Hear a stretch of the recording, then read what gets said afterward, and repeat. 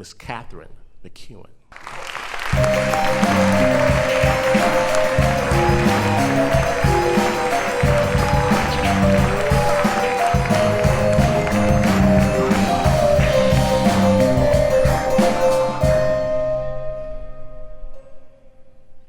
When I first moved to America, I realized pretty quickly that I could fool everyone into thinking that I'd grown up like the Queen.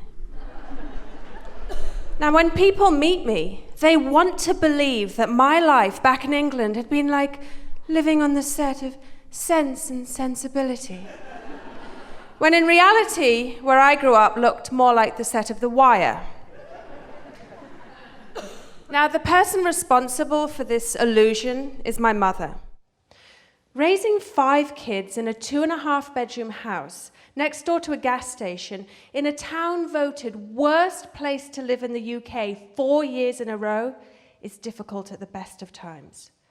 But raising those 5 kids so that one day they may grow up and fool people into thinking that they were the Queen, that is a monumental task. Now, the first obstacle that she faced was the issue of schooling. She obviously couldn't afford private school, and she certainly wasn't going to send us to the local state schools. No, no, no. So there was only one option left available to her. She taught us herself at home.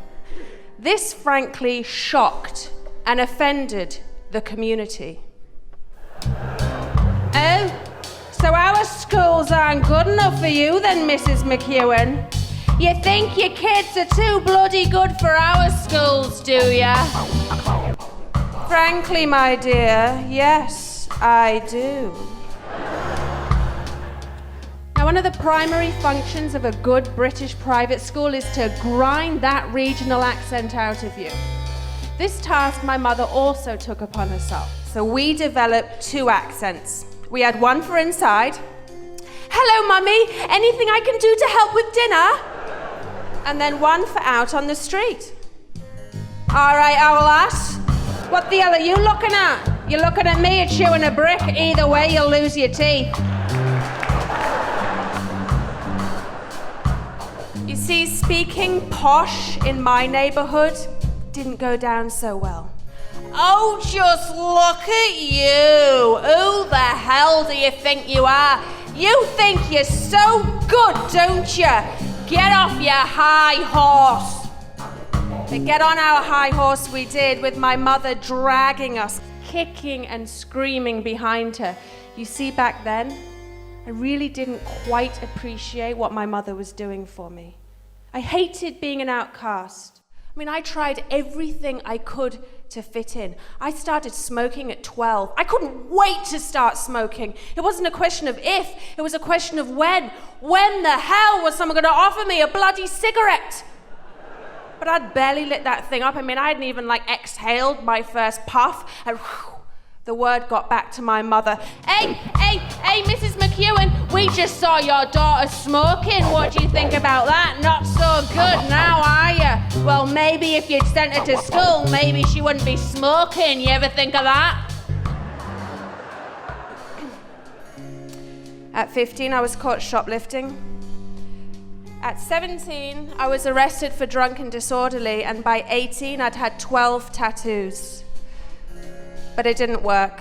They weren't going to accept me because they could sniff me out as a fake. The same way that proper posh people in England, they see through all this and they know I'm really as common as muck. So it wasn't until I moved here, America, the land of the free, that it really hit home just what my mother had given me.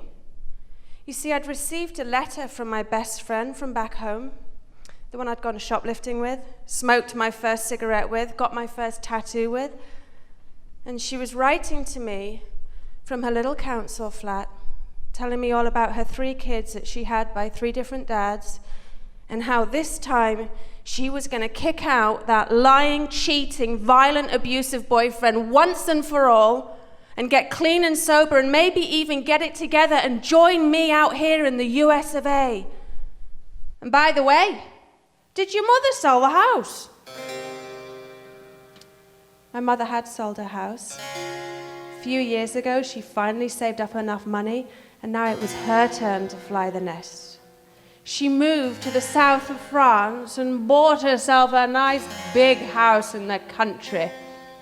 And last time I visited her, I saw she was doing a pretty good job of fooling everyone into thinking that she'd also grown up, just like the Queen.